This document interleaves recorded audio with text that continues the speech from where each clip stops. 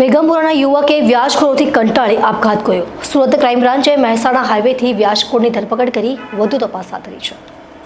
આરોપી શાબીરના પિતા કુખ્યાત સટ્ટા કિંગ મસ્તુર દાદા હતા। આરોપીના ભાઈઓ નિઝામ અને મયુ અને બે પુત્રો અરશદ અને અનીશ પણ આ જ વ્યાજ અને ગાડી જમા લેવાનું કામ કરે છે। નંબર પ્લેટ વિનાની ગાડી અધર્સ સ્ટેટમાં ડુપ્લિકેટ આરસી બુકના આધારે વેચી દે છે। બુટલેગરને દારૂની ખેપ માટે ખેંચેલી ગાડી ભાડે આપે છે। શાબીરના ભાઈ મયુના જુગારધામ પર હાલમાં જ એસએમસીએ રેડ કરી હતી। ખેંચેલી ગાડી આરટીઓમાંથી ચોરાયેલી કોરી અને જૂની આરસી બુક પર નામ ફેર કરીને વેચી દેતા હોવાની વાતો પણ નકારી શકાતી નથી। ઝેર પીનાર વ્યક્તિની પણ બે બાઇક વ્યાજમાં જબરદસ્તી કબજે લઈ વેચી નાખી હતી। જુગારમાં હારનારાઓને પણ સ્થળ પર એક દિવસના ₹1000ના વ્યાજે રૂપિયા આપતા હતા અને ઉઘરાણીમાં શાબીર નિઝામ પુત્રો પણ પાછળ પડતા હતા। બલેશ્વરમાં રહેતી પતિના ઘર અને બહેનને ત્યાં પણ દસ્તાવેજો ગાડી છુપાવી હોઈ શકે। એસઓજીએ તાજેતરમાં કલ્પેશ નામના વ્યક્તિ પાસેથી 450 વાહનો કબજે કર્યા હતા। તેમાં આરોપી શાબીર શેખનો ભાગીદાર ઇમરાન તમાકુ સામેલ હતો। શાબીરના પાર્ટનર ઇમરાન તમાકુ સામે ગાડી ખેંચી ઊંચું વ્યાજ વસૂલવાનો કેસ હાલમાં જ ડિંડોલીમાં નોંધાયો હતો। શાબીર ગાડી ખેંચી અન્ય પ્રદેશોમાં વેચી દે છે। વેચેલી ભૂલવાવાળી ગાડી બુટલેગરને નંબર વિના ભાડે આપે છે। મહિલાઓ પણ ભોગ બની દિલ્હી ગેટ ભરૂચી મોહલ્લાના ઘણા લોકો શાબીરના વ્યાજના ચક્કરમાં ફસાયા હોવાની વાત ચર્ચાઈ રહી છે।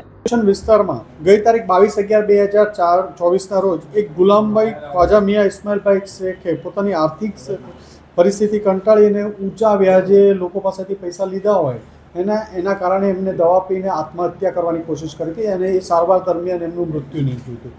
જે બાબતે મૈધરપુરા પોલીસ સ્ટેશનમાં શાબીર ગુલામ મુસ્તુફા શેખ વિરુદ્ધ આપઘાતના દુષ્પ્રેરણનો એક ગુનો દાખલ કરવામાં આવ્યો હતો અને આ માણસે વ્યાજના ચક્કરમાં આવીને આમનેથી સુસાઇડ કરવું પડ્યું હતું।